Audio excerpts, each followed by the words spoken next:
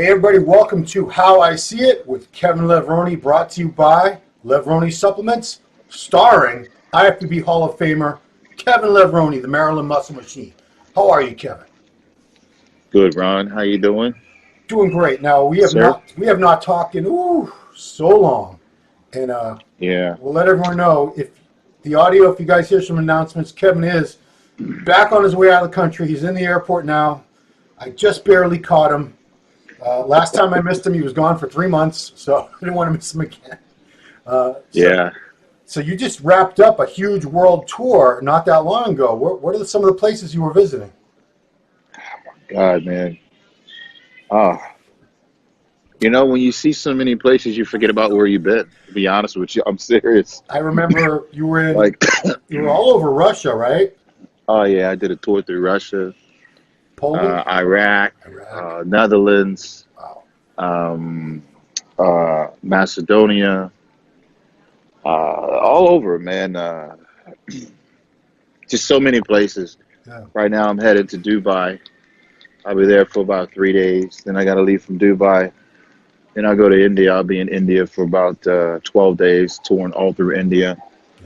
Yeah. Been pushing it, man. Really, really, really pushing it across the globe. Yeah, you're in nonstop. You're in 68 countries now. Your supplement line, right? Yeah, 68 different countries. Actually, this year, I think I visited probably about 30 of them. Wow. Yeah.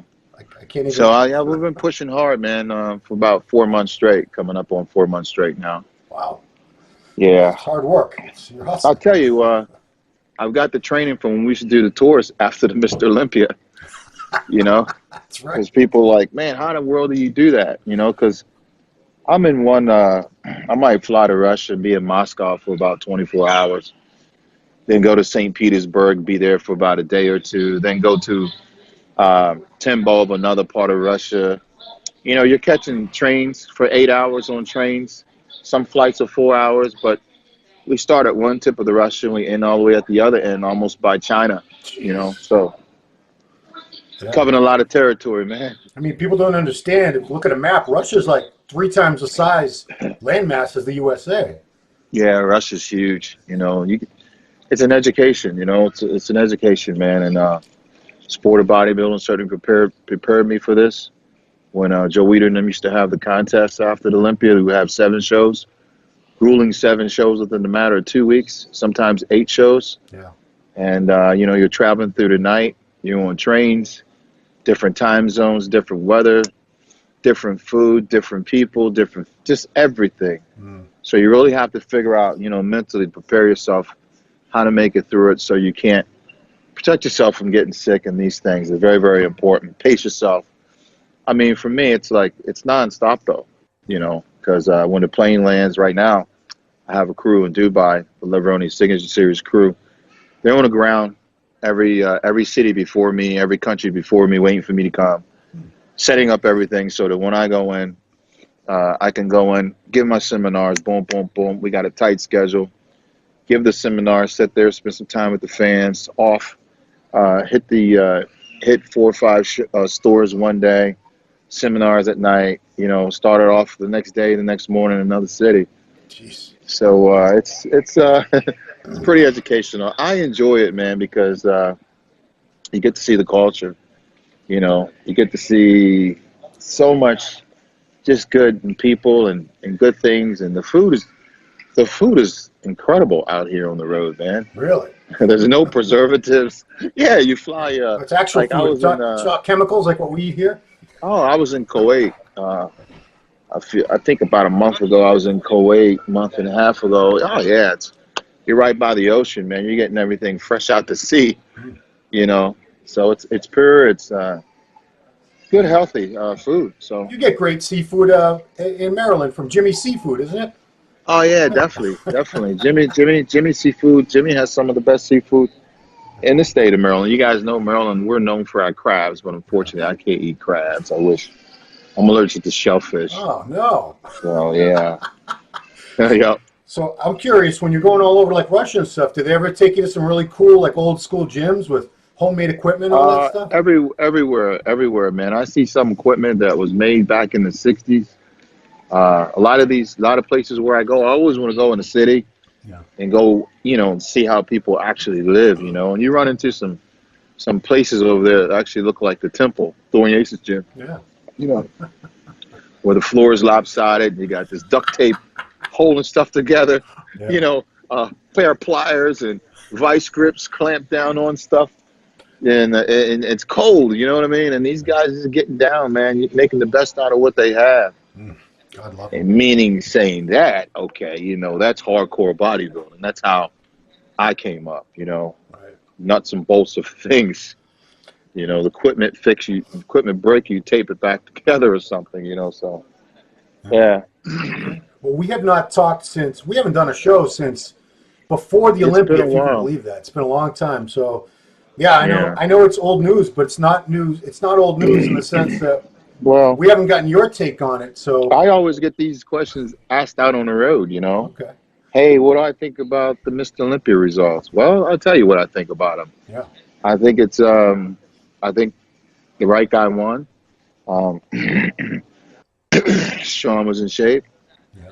And, you know, good for him. I wish I was Mr. Olympia. I wish I had won that title.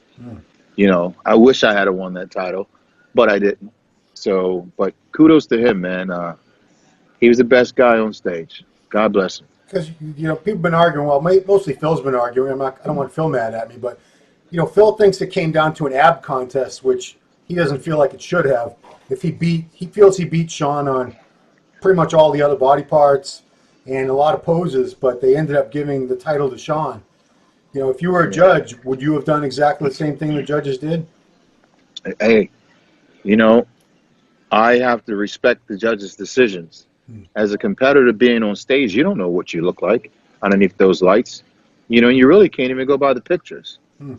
So this whole thing, as far as how can you judge yourself on stage? Standing next to someone, you can't. Yeah. So you have to trust the judge's decision, and I believe the judging panel, these guys, made the right decision, and let the chips fall where they fall, man. So the question, the reason I wanted to talk to you about this Olympia, because this is a very significant Olympia. I've been to many Olympias over the years where the reigning Mr. Olympia was off his game. Dorian had a torn tricep. Ronnie came in with abdominal distension more than once. And, you were on the other losing end of those decisions 4 times. A really good argument could have been made at least once or twice that you should have won one of those 4 times that you took second.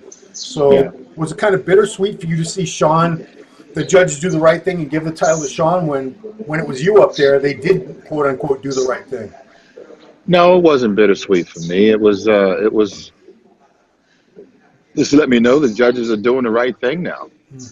And I asked Joe Ito one time, back when Joe was living, he said, if anyone beats my Mr. Olympia, then my Mr. Olympia show is just going to be like everybody else's. Wow. So, back then you had to knock the champ out, and even if Ronnie or Dorian or Lee Haney or whatever, even if they were off, they still had enough mass to keep us off of their backs because they weren't weighing the same as we were. Nowadays you got guys, these champions, these Mr. Olympia guys, they're not outweighing the second guy that's coming in second, third, or fourth by 30 pounds. True. Or 40 pounds. Hey, Rami outweighed Sean by 40 pounds, 50 pounds at least. Who? Big Rami, if you want to go by body weight. And he was down in 6th. But let's go by conditioning. Yeah. He didn't have him in conditioning. He wasn't the reigning Mr. Olympia. Yeah. True. So that's all I'm saying. It's a different era, different time. I'm glad the judges are doing what they're doing because, you don't have a Mr. Olympia that's constantly holding on to the title, all the time. They're giving it to whoever deserves to win. Yeah. And that's good for the sport. We have a new champ, and it's going to be exciting to see what goes on next year. I hope Kai Green gets into it. Oh, man. How awesome would That would be incredible. That would be incredible. And people can say what they want to say about Sean Roden, but guess what? He's Mr. Olympia. And a lot of people can say they have a Sandown sitting in their living room, on a mantle. You know what I mean?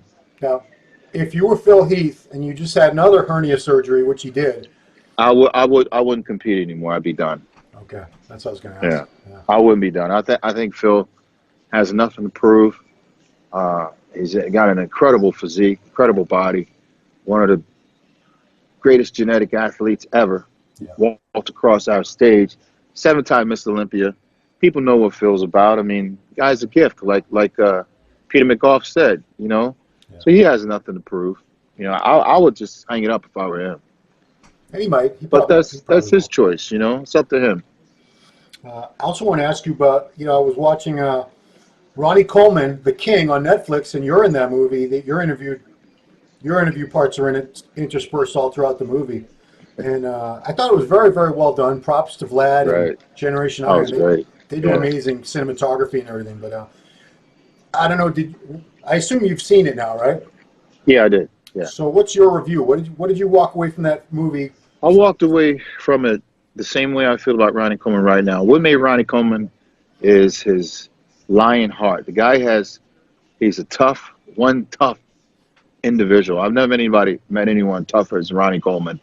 And I've been around the world for the last 20-some, 30 years. And you can actually see what created him to be 8-time Mr. Olympia. It's this sheer willpower that he has to continue to drive forward no matter what. And he's not a quitter. And that's what it takes to be a great, great champion and an 8-time champion and call yourself the king. He certainly deserves that name. And I can tell you one thing right now. I don't know anybody else in the world that could go what that man is going through right now that wouldn't have already quit and given up. Yeah. You know, so that's a warrior heart mentality. He's a true warrior from the inside out. He loves the sport of bodybuilding, and you'll never ever see anyone heart, soul, spiritually like Ronnie Coleman. I mean, he's just a beautiful person, powerful man deep down inside of his spirit and his soul. And that's what I see. That's exactly what I see. One tough human being, man. Yeah. You know, Ronnie just does not stop. You know, and he took that work ethic, put it into that body of his, trained crazy, and he look what he did with it. You know, so that's his success turned inside out, man. He's the best ever, in my opinion. He's the king. I love him. When I'm on the road giving my seminars, I always call him, Ron, I got to go right now, okay? Oh, you got to go? Yeah, they're calling me, man. Okay, well, this has been a short one. But we'll follow up with this, okay? Okay, man. And love you, man. Thanks, guys. Sorry, but I got to run, okay? All right, thanks, Kevin. It was good to catch you. Safe travels. Thank you. Bye-bye.